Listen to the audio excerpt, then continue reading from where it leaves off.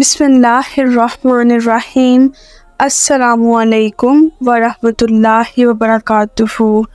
ترک نماز کے بارے میں کافی ڈیٹیلز میں ہم نے جانا کہ نماز کو ترک کرنے کی کتنی سخت وعید ہے اور اللہ کا کیا حکم ہے اور سزا کیا ہے۔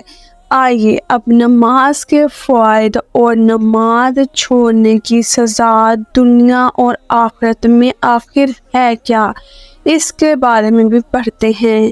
حدیث شریف میں ہے، جو شخص 5 فرض نمازوں کی پابندی کرتا ہے، اللہ اسے 5 انعامات عطا فرماتا ہے۔ اس سے رزق کی تنگی اٹھا لیتا ہے۔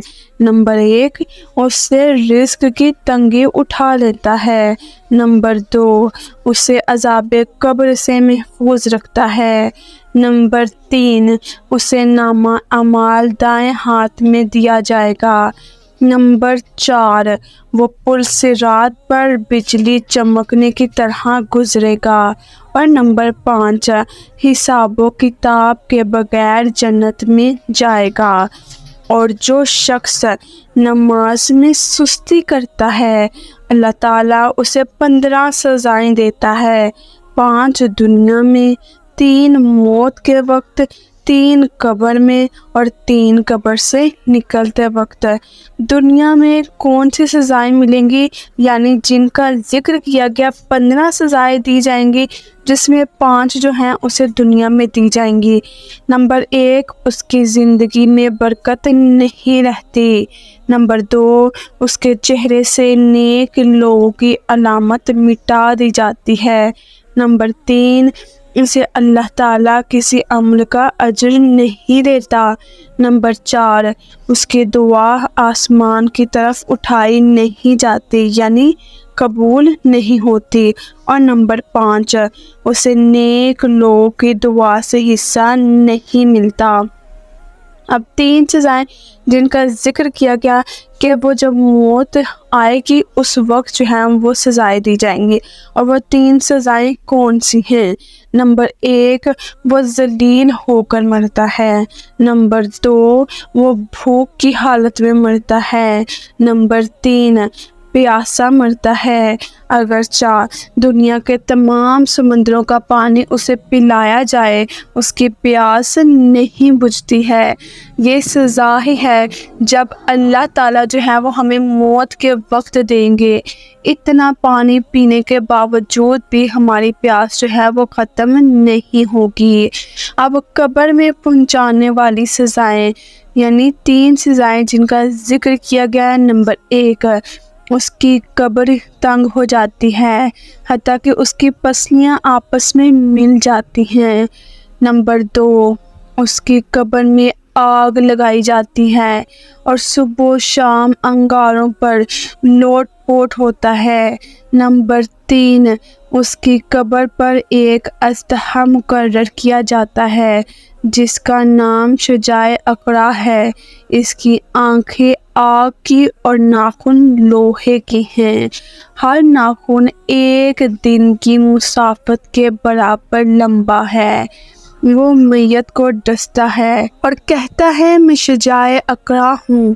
اس کی آواز سخت آواز والی گرج کی طرح ہوتی ہے۔ وہ کہتا ہے کہ میرے رب نے مجھے حکم دیا ہے کہ میں تجھے اس بات پہ ماروں کہ تو نے صبح کی نماز طلوع آفتاب تک نہ پڑھی، اور اس بات پر ماروں کہ تو نے ظہر کی نماز عصر تک مؤخر کی، اور اس بات پر ماروں کہ تو نے عصر کی نماز مغرب تک نہ پڑھی، اور اس بات پر ماروں کہ تم نے مغرب کی نماز عشاء تک نہ پڑھی، اور تجھے اس بات پر ماروں کہ تو نے عشاء کی نماز کو صبح تک مؤخر کیا۔ اور جب بھی اسے کوئی ضرب مارتا ہے تو وہ زمین میں 70 گز تک دھنس جاتا ہے، بس وہ قیامت تک زمین میں عذاب پائے گا۔ اللہ ہم کو صحیح سمجھ دے اور نماز کو اس کے وقتوں پر ادا کرنے کی توفیق دے اور عذاب النار اور عذاب المار سے بچائے۔ اور وہ عذاب جو قبر سے نکلنے کے بعد قیامت میں ہوں گے، یعنی وہ 3 عذاب آگے کون سے ہیں جب ہمیں قبر سے نکالا جائے گا اور ہم پر وہ عذاب نازل ہوگا۔ نمبر 1، حساب کی سختی۔ نمبر 2، اللہ تعالیٰ کی ناراضگی۔ نمبر 3، جہنم میں داخلہ۔ ایک روایت میں ہے کہ وہ بے نمازی قیامت کے دن اس طرح آئے گا کہ اس کے چہرے پر 3 سطروں میں لکھا ہوگا۔ پہلے سطر میں ہوگا کہ اے اللہ تعالیٰ کے حق کو ضائع کرنے والے۔ دوسری سطر میں لکھا ہوگا اے غضب خداوندی کے ساتھ مخصوص شخص۔ اور تیسری سطر میں لکھا ہوگا جس طرح تو نے دنیا میں اللہ کے حق کو ضائع کیا، اسی طرح آج تو اللہ کی رحمت سے مایوس ہو گیا۔ حضرت ابن عباس رضی اللہ عنہ سے مروی ہے، آپ فرماتے ہیں کہ جب قیامت کا دن ہوگا تو ایک شخص کو لا کر اللہ کے سامنے کھڑا کیا جائے گا۔ اللہ اسے جہنم میں لے جانے کا حکم دے گا۔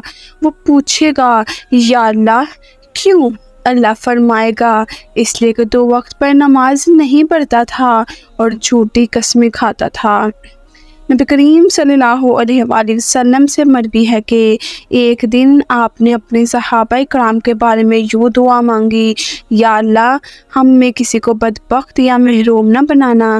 پھر فرمایا جانتے ہو بدبخت محروم کون ہے؟ صحابہ نے پوچھا یا رسول اللہ کون ہے؟ فرمایا جو نماز نہیں پڑھتا۔ ایک روایت میں ہے کہ قیامت کے دن سب سے پہلے نماز چھوڑنے والوں کے چہرے سیاہ ہوں گے، اور جہنم میں ایک وادی ہے جسے ملحم کہا جاتا ہے، اس میں سانپ ہے، ہر سانپ اونٹ کی گردن تک کی طرح موٹا ہے، اس کی لمبائی 1 مہینے کی مسافت جیسی ہے۔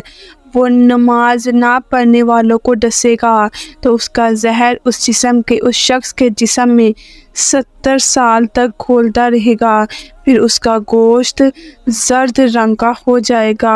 نعوذ باللہ، اللہ ہم سب کو نماز ادا کرنے کی اور وقت پر ادا کرنے کی توفیق عطا فرمائے، اور اللہ ہم سب کو اتنی توفیق عطا فرمائے کہ جتنی مرضی ہم اپنے مصروفیات میں مشغول ہوں، اللہ ہمارے دلوں کو اتنا سکون دے، ہمارے دلوں میں اتنی بے چینی ہو نماز کے لیے کہ ہم نماز کو کسی بھی وجہ سے جو ہے وہ نہ چھوڑ پائیں۔ سب سے پہلے اپنی نماز کو اولین اپنا فرض رکھیں اور باقاعدگی سے نماز ادا کریں۔ ہم سب کو اللہ جو ہے وہ نماز کا پابند بنا دے اور ان تمام عذابوں سے نجات دے۔ اللہ سب کو اپنی حفظ و امان میں رکھے۔